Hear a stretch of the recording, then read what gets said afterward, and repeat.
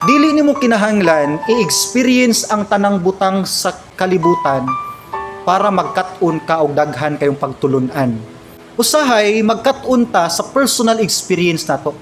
Mahimo tang best nga teacher kay experience daw best nga teacher.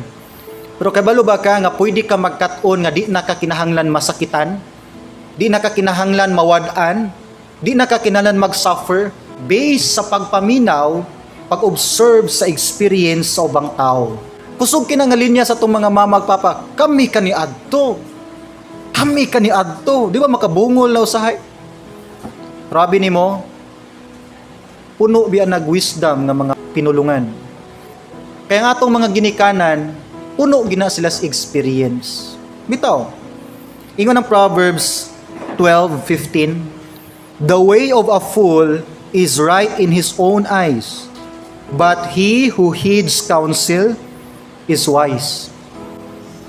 Ang wise daw nga tao, katong nagapaminaw advice, badlong, katong nagaobey. Yes, ang wisdom sa Dios, i-channel niya ni usahay sa mga tao nga taas nag-experience. Pero ato mga young generation karon, mga youth, magpamayo-maayo biya ta usahay. Naay mga bahandi nga dili makumkum. Naay mga treasure nga wala sa atong bank accounts, naa sa ato ang kasing-kasing. Gani ang best treasure, best nga bahandi sa tao, naaman sa iyang attitude, nas atong kasing-kasing. Ug ingon pang King Solomon, sa iyang kadato sa kadaghang gold ug diamonds ang natilawan na ni King Solomon sa iyang kinabuhi. Nakaingon siya nga ang tinuod di ay nga gold, ang tinuod nga silver, ang tinuod nga bahandi, kayamanan sa tao, nasa pagpaminaw ug advice. Amen mga parents? Amen gid ta diha. Now, encourage ti ka isulat ang imuhang mga life lessons. Naay mga tao nga nagkinahanglan anang imong experience.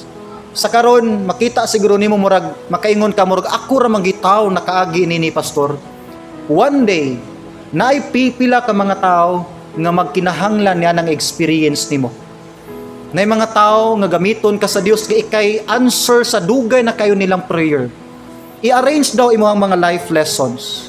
Pwede ka mo share sa imong friends, imong kumpare, kumari. Abi nimo sa una mare, kinumdum ka na itong grabing problema nga miigo sa among pamilya. Tungod biya niadto, nagkat-una nako unsaon pagbangon gikan sa mga failure. Unsaon pagbangon gikan sa abo. Ug tan-awa among life karon, naka-survive, naka-overcome. Powerful kay na nga testimony sa naminaw. Labi na iyang kinabuhi, maopoy imong gipagdaanan sa una. Abi nimo pare, sa una wa ko'y pakialam sa pagdalag kwarta. Akong paningkamot, puro na lang kwarta. Puro na lang kwarta. Pero sukad nimo kong anak sa Dios, nakatunan din ako ngang kwarta, di nimo basihanan sa kadato sa tao. Sukdanan ni sa atong kasing-kasing di ay pre. Pwede nimo na i-share nga to sa uban. Pwede nimo i-share giunsa nimo pag-manage imong sorrow ug pain before. Kanimong experience dai, wala ra na ako sa akong experience sa una. Pero grasya sa Dios na manage nako ni. Munang kasagaran nga mga powerful bitaw nga mga preacher, powerful nga mga motivational speaker, katong grabe kay pinagdaanan sa ilahang kinabuhi. Nay mga motivational preacher nga niagi gyud pagka piniriso. Karon powerful kay ilang life mo preach pud sa mga parihan nila kahimtang. Nay mga motivational speaker nga walay parts gani ilang body. Walay kamot, walay mga legs, pero makasulti lang. Powerful kay siya nga speaker sa mga tao nga depressed, labi na sa mga teens. Naay purpose nga nung naa ka na nga klase nga problem. Di pa siguro nimo appreciate karon kay ikaw pang gitudluan sa Ginoo. One day, ikaw na pud ang mutudlo sa uban pinaagi niya na. Amen. Muna nga naay mas dako pa nga butang nga imong matabang sa usa ka tawo. It's not just about money, kundi ang mga lessons nga imong nakatunan gikan sa Ginoo.